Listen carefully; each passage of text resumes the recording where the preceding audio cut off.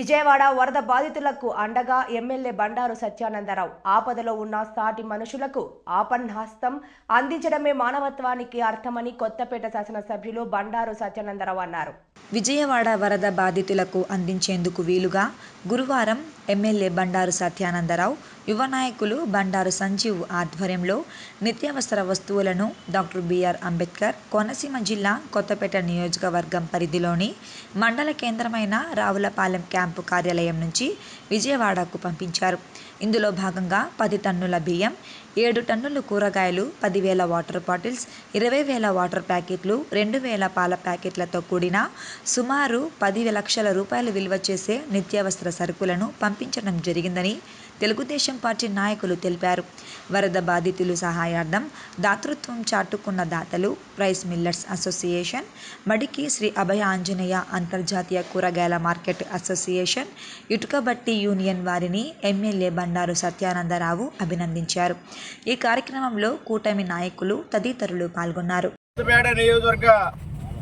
Telugu Desam party ఆధ్వర్యంలో వివిధ దాతల యొక్క సహాయ సహకారాలతో విజయవాడ ప్రాంతాల్లో సంభవించినటువంటి వరదల నేపథ్యంలో బాధితులను ఆదుకోవడం కోసం కొన్ని నిత్యావసర వస్తువులు వారికి అందించడం కోసం నేడు పంపించడం జరుగుతూ ఉంది. ఆ సందర్భంగా వాటి నుంచి 4 వాహనాల్లో ఈరోజు ఇప్పుడు బయలుదేరుతూ ఉన్నాయి. బియ్యం 5 కేజీల చొప్పున 10 టన్నుల బియ్యం 2,000 పొట్లాలుగా ప్యాక్ చేసి క్వాలిటీ బియ్యం 5 కేజీల చొప్పున 2,000 పొట్లాలు, కూరగాయలు 7 టన్నులు 2,000 మందికి సరిపడా 4 కేజీల చొప్పున కూరగాయలు 2,000 మందికి అందే విధంగా ప్యాక్ చేసి పంపించడం జరుగుతుంది. అదేవిధంగా వాటర్ బాటిల్స్ ఒక 10,000 వాటర్ బాటిల్స్, వాటర్ ప్యాకెట్లు ఒక 20,000 వాటర్ ప్యాకెట్లు, పాలు ఒక 2,000 ప్యాకెట్స్, సుమారుగా ఒక 10 లక్షల రూపాయలు విలువైనటువంటి వస్తువులు ఈనాడు కొత్తపేట నియోజకవర్గ దాతలు రైస్ మిల్లర్స్ అసోసియేషన్ వారు, ఇటుకబట్టీల అసోసియేషన్ చొప్పిళ్ళ ఆలమూరు వారు, మడికి కూరగాయల మార్కెట్ వారు వీరందరి యొక్క సహాయ సహకారాలతో నేడు ఇవి వారికి అందివ్వడానికి తీసుకెళ్తా ఉన్నాం. మరి వరద బాధితులు ఆదుకోవడం అందరి కర్తవ్యం. ఈరోజు ఉదయం మా మనవడు కూడా సత్యాన్సు 1,000 రూపాయలు డిక్కీ నుంచి పెట్టుకొచ్చి ఇచ్చి ఇలాగా వరద బాధితులకు సహాయంగా పంపించమని నాకు ఆ ఉదయం నేను వస్తుంటే అందివ్వడం జరిగింది. అంటే ఇది అందరూ కూడా ప్రతి ఒక్కరూ ఎవరి వంతు వారు ఈ బాధితులు ఆదుకోవడం సహకరించవలసిన అవసరం ఉంది.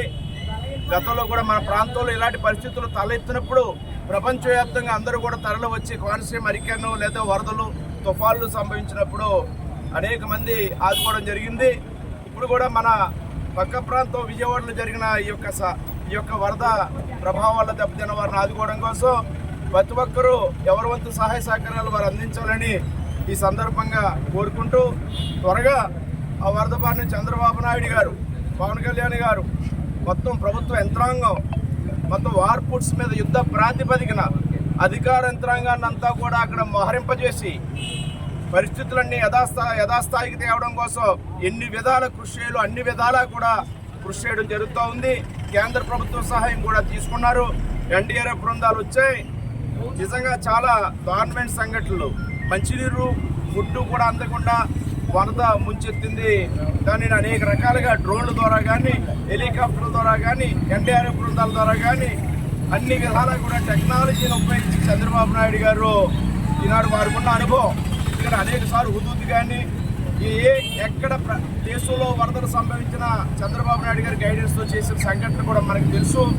ఆ అనుభవంతో ఈనాడు ఒక అనుభవజ్ఞుడైన ముఖ్యమంత్రి ఈనాడు మనకు ఉండడం వల్ల విజయవాడ ప్రాంతంలో ఈనాడు ప్రజలకు ఇబ్బందులు తలెత్తకుండా ఈనాడు త్వరితగతిన పరిస్థితులు యథాస్థితికి రావడానికి ఆయన కృషి చేస్తూ ఉన్నారు.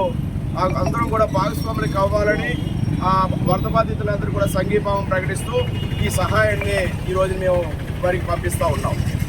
చంద్రబాబు నాయుడు